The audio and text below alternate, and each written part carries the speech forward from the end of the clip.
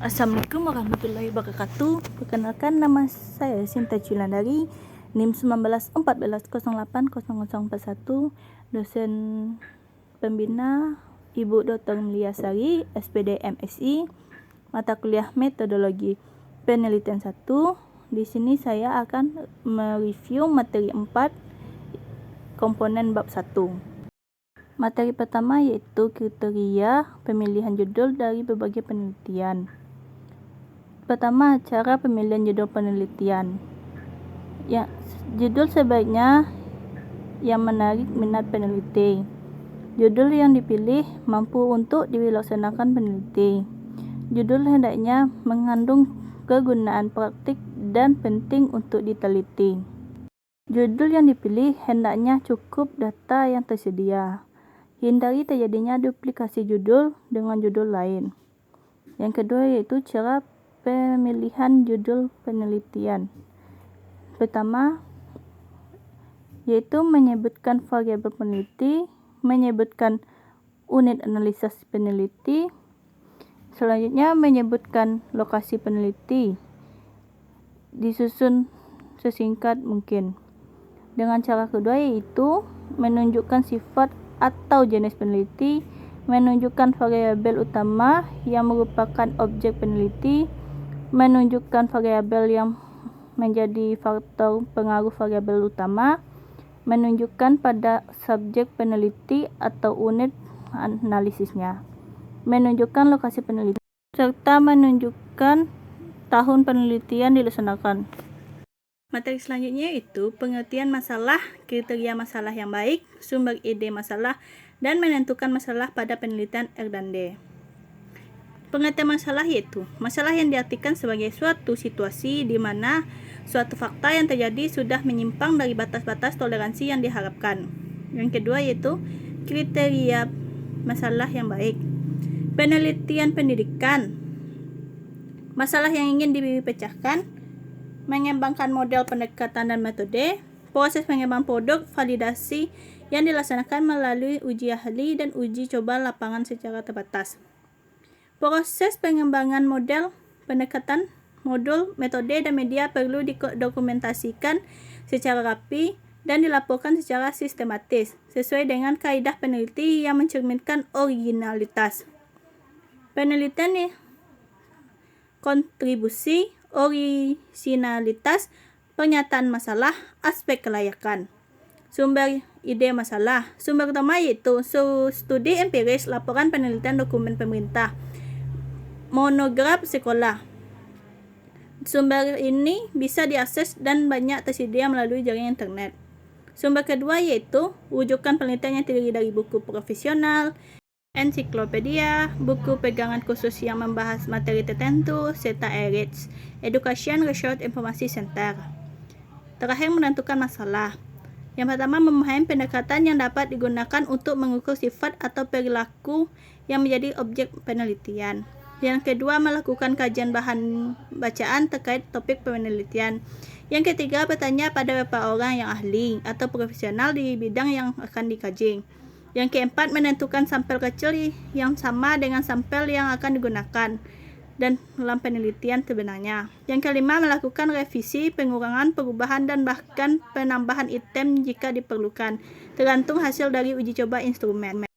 Materi selanjutnya yaitu dasar-dasar menyusun latar belakang penelitian berbagai objek, filosofis, yuridis, historis, dan empiris. Menurut filosofis yaitu sebagai titik tolak studi maupun praktek pendidikan, khususnya praktek pendidikan umum dalam konteks pendidikan nasional.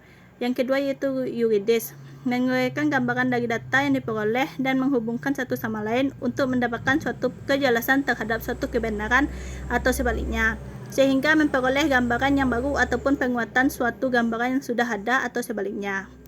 Yang ketiga historis, dengan cara mengkaji latar belakang apa yang dipelajari dan perkembangan pengaturan tentang isu yang dihadapi. Terakhir, empiris, disusun, diolah, dikaji untuk kemudian ditarik makna dalam bentuk pernyataan atau kesimpulan yang bersifat umum. Materi selanjutnya yaitu langkah-langkah mengidentifikasi masalah penelitian pendidikan. Yang pertama, menentukan terlebih dahulu tujuan eksperimen dan masalah penelitian. Yang kedua, memformulasikan hipotesis untuk mengkaji sebab akibat dan pengaruh antara variabel dalam penelitian. Yang ketiga, memilih unit eksperimen atau memilih kelompok eksperimen. Yang keempat, memilih salah satu jenis treatment sebagai bahan intervensi terhadap kelompok. Yang kelima, menentukan desain eksperimen yang akan digunakan. Yang keenam, melakukan eksperimen. Yang ketujuh, mengatur dan menganalisis data. Dan yang terakhir, membuat laporan. Materi selanjutnya yaitu batasan masalah penelitian pendidikan. Batasan masalah merupakan pembatas ruang lingkup masalah sebagai akibat keterbatasan yang dimiliki peneliti, di mana dapat saja masalah-masalah yang teliti diidentifikasi tidak dapat diteliti semua, sehingga perlu ditetapkan batasan dalam suatu penelitian, agar penelitian memiliki fokus atau tidak melebar pada suatu kondisi tertentu. Dengan demikian, uraian tentang alasan-alasan pembatasan masalah akan sesuai dengan kemampuan peneliti. Asumsi-asumsi dan pembatasan peneliti, terutama sebuah merumuskan masalah penelitian, merupakan hal yang perlu dikemukakan peneliti untuk menghindari salah satu pengertian para pembaca dan menggunakan hasil penelitian. Materi selanjutnya yaitu rumusan masalah peneliti dari berbagai jenis penelitian. Pertama, masalah deskriptif. Problema untuk mengetahui satu variabel dan mendeskripsikan fenomena tersebut sehingga lahirnya penelitian deskriptif termasuk survei, penelitian historis dan filosofis. Yang kedua, masalah komparatif. Problema untuk membandingkan dua fenomena atau variabel atau lebih. Di sini peneliti berusaha mencari persamaan atau perbedaan fenomena. Selanjutnya, mencari arti atau manfaat dari persamaan dan perbedaan tersebut. Yang ketiga yaitu masalah asosiatif. Problema untuk mencari hubungan antara dua fenomena atau variabel. Materi selanjutnya yaitu tujuan penelitian dari berbagai jenis penelitian, yaitu tujuan penelitian adalah suatu pernyataan mengenai apa yang ingin dicapai dari penelitian yang dilakukan. Rumusan masalah penelitian menggunakan kalimat pertanyaan, sedangkan tujuan penelitian menggunakan kalimat pernyataan. Sifat dan karakteristik penelitian. Yang pertama, tujuan harus ada hubungan dengan rumusan masalah. Tujuan penelitian dinyatakan dengan kalimat deklaratif. Tujuan penelitian dikemukakan sebagai sesuatu yang ingin dicapai melalui proses penelitian. Tujuan penelitian harus jelas dan tegas. Berdasarkan sifat karakteristik permasalahan penelitian, tujuan dilakukan suatu penelitian menurut Sutrisno Hadi tahun 2001 akan dapat menjawab peranannya, yaitu untuk menemukan pengetahuan, mengembangkan pengetahuan, serta menguji kebenaran suatu pengetahuan. Materi selanjutnya yaitu kegunaan atau manfaat penelitian pendidikan. Sebagai manfaat teoritis, sebagai bahan alternatif untuk meningkatkan motivasi dan prestasi pembelajar siswa dalam penerapan pelajaran PPKN. Sebagai dasar pemikiran untuk meneliti selanjutnya, baik untuk peneliti sendiri maupun peneliti-peneliti lainnya. Yang kedua, manfaat praktis, yaitu bagi siswa, meningkatkan kreativitas siswa dalam mengikuti pembelajaran. Sebagai dasar pemikiran untuk penelitian selanjutnya, bagi guru, meningkatkan profesionalisme guru dalam melaksanakan kegiatan belajar mengajar, meningkatkan keterampilan guru dan penggunaan berbagai metode mengajar. Terakhir, bagi penelitian, menambah wawasan serta ilmu pengetahuan mengenai cara belajar yang dapat menjadikan siswa lebih aktif dan interaktif. Materi selanjutnya yaitu spesifikasi produk. Media pembelajaran matematika disajikan menggunakan Adobe Flash 3 melalui pendekatan kontekstual, kemudian dikemas dalam bentuk compact disc. Dalam pemakaian media ini menggunakan bantuan komputer. Yang kedua, media pembelajaran yang mengembangkan memuat materi pokok kurikulum tingkat aturan pendidikan.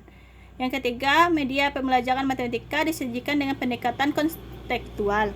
Yang keempat, media pembelajaran yang dikembangkan merupakan pembelajaran yang berisi materi pokok, barisan, dan deret aritmatika. Dalam media pembelajaran yang dikembangkan memuat intro, pendahuluan, isi berupa material, simulasi, latihan, dan kuis. Materi selanjutnya yaitu asumsi dan keterbatasan beserta contohnya. Asumsi yaitu media pembelajaran matematika dengan materi barisan dan deret aritmatika ini mampu membuat peserta didik untuk aktif di dalam proses pembelajaran matematika dan mampu membawa matematika abstrak ke pengalaman hidup nyata. Yang kedua, peserta didik dapat belajar dengan mandiri. Validator yaitu dosen dan guru yang sudah berpengalaman dalam mengajar dan dipilih sesuai dengan bidangnya. Item-item dalam angker validasi mencerminkan penilaian produk secara komprehensif. Keterbatasan. Produk yang dihasilkan berupa media pembelajaran interaktif terbatas yang berisi materi barisan dan deret matematika. Pengembangan ini dibuat dengan pendekatan kontekstual. Uji validasi dilakukan pada validasi ahli dan uji coba empiris. Uji coba produk dilakukan di SMK Negeri 1 Boyolangu kelas 11 akuntansi 1.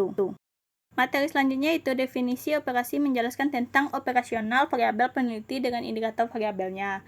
Yang pertama, regulasi diri. Regulasi diri adalah pengelompokan diri yang berkaitan dengan pengembangan diri baik pikiran, perasaan serta tindakan yang direncanakan dan adanya timbal balik yang disesuaikan pada pencapaian tujuan profesional. Peneliti menggunakan teori Zimmermann sebagai landasan pengukuran dengan aspek sebagai berikut.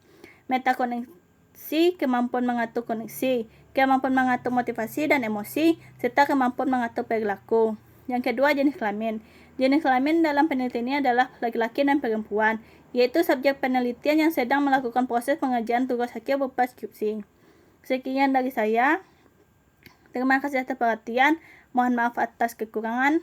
Akhir kata, wassalamualaikum warahmatullahi wabarakatuh.